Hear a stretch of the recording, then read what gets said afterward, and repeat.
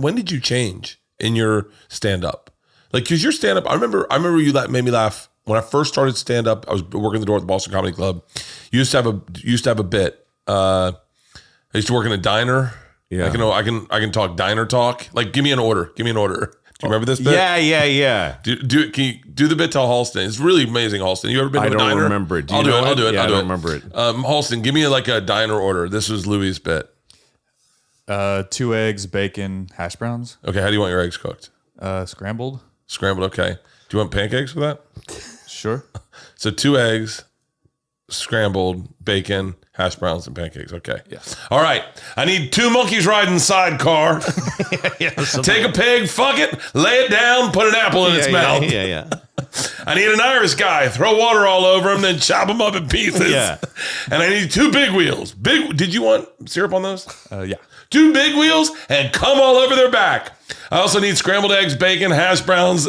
That's right. Something like that, yeah.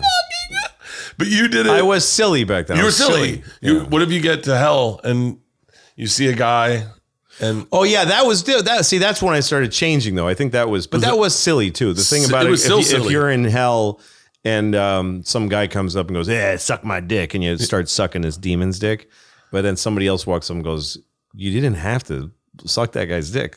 Like, he's just, and they go, "Hey, man, leave people alone," Like the idea that you need to stand up for yourself. You assume, yeah, man, come on, it's pathetic.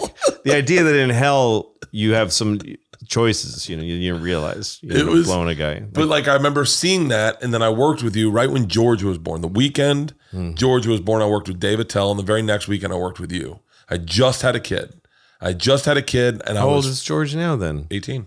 Wow. Okay. She's in college. Huh. Yeah, and I worked with you, and I was silly party frat. I was Dane Cook Light. I was silly party frat boy. Yeah, we worked in Florida together. West Palm Improv.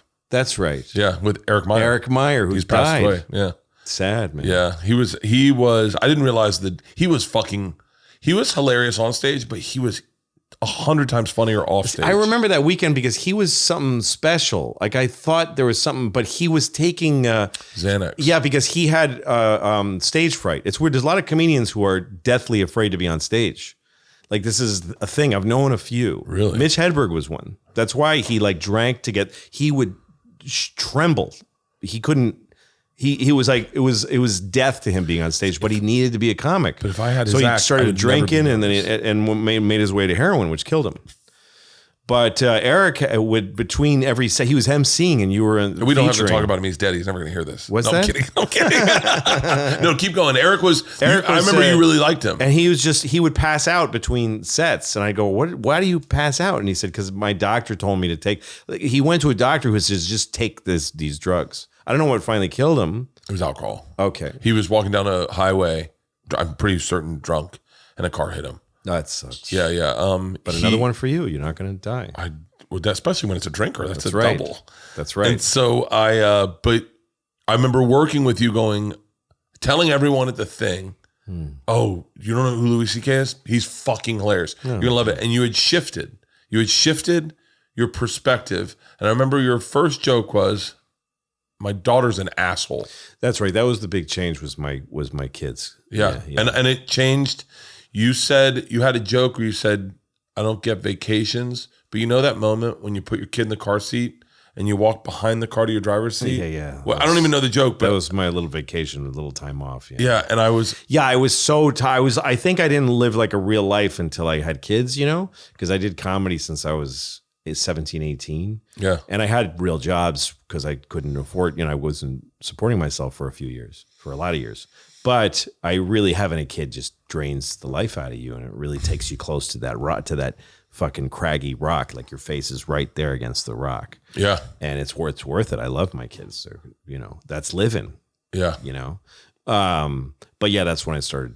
And I also, it wasn't just that. I had also given up on being famous or making for real. Yeah. That's when it happened. I was sure that it was too late, and that I was doing stand-up for a living, and that I might as well keep doing it. I've been doing it my whole life, but I ain't never going to be famous. I'd seen so many guys that had started after me become famous, and I'd seen kind of who makes it. And I just thought, I'm not as good as the guys who are great, and I'm not as pretty as the guys. Like Chris Rock was so great to me back. You were working on Chris Rock's screenplay that weekend. Yeah. I was working for him, and I just thought I help guys like him. I help guys like him make it. It's never going to be me. Yeah. I was sure of that.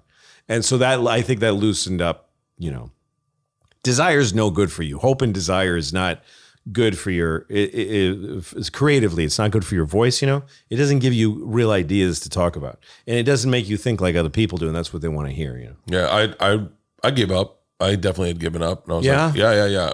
Before I started to succeed is when I was like, right when I got fired from Travel Channel, I was like, you got fired from what? Travel Channel, from all those jumping off the thing shows. But I remember watching you that weekend, and I was, like I said, I was probably Dane Cook light, meaning like, you're a big guy with a big voice, and you're an easy laugh. Like you were just like amiable and you're funny. I liked watching you. You were good. But I remember leaving that weekend and going like, being like, because I just had a kid, and I was like, I remember thinking you made having a kid seem cool, and I was really sad that I'd had a kid. Yeah. Because I was like, oh, so I guess my stand-up's over. Right. Yeah. I'm going to be a dad comic.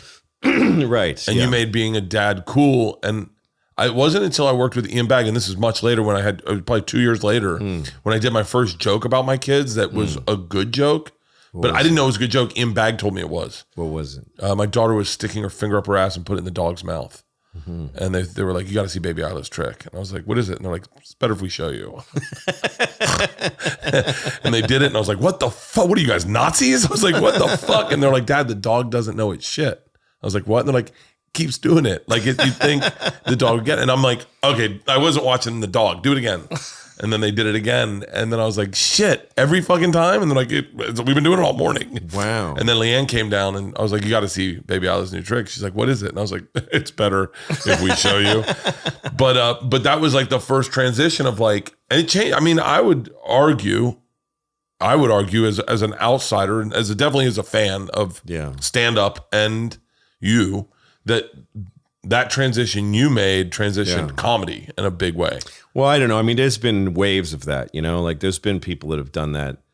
I've seen, like, I remember Robert Schimmel. Do you know Robert? Of course. Schimmel was like a real realist guy. He was living a normal guy life, but talking about it with a really filthy mouth. Yeah. And he was one of the best ever. And I got to watch guys like him. There's always been, and I've seen people after me, like new comics who have had kids, who have done jokes similar to the ones that I did. Yeah. And I just look at it like that's their turn. I mean? It's their generation's doing it now. But I took what you did, and I think I doubled down. And I was like, I like that honesty. And now I'm going to share everything.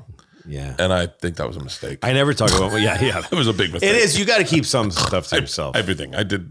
We had a fucking meltdown at the fucking airport today. Yeah. Because I've shared everything. Right. So now people know my kids, and they know my wife. Yeah, that's bad. It's not the best. Yeah, no, I don't recommend that so much. I think if I could do it over again, I probably would have named myself something else on my show when I had a show. Oh yeah. And I think I would have played it a little closer to the vest. Now that I know that I could just tell a story, I would have definitely. But I don't know. There's another part of me that thinks there's certain things I shared that maybe were too much. But like, I talked about Isla when she got her period. I talked about her on Conan. Yeah, that's tough, man. I don't talk about my kids anymore. Yeah. I mean, they're older now. How old? 17 and 20. Oh, really? Yeah. And so, but anyway, I stopped a few years ago. So you had just had, so your wife was pregnant when we worked together? Probably. Yeah. Yeah, with the second one. God damn it. Yeah. Years and years go by, man. It's insane how they go by, and then you die, and then your kids die. Bert and Tom and Bert. One goes topless while the other wears a shirt. Tom tells stories and Bert's the machine. There's not a chance in hell that they'll keep it clean. Here's what we call two bears, one cave.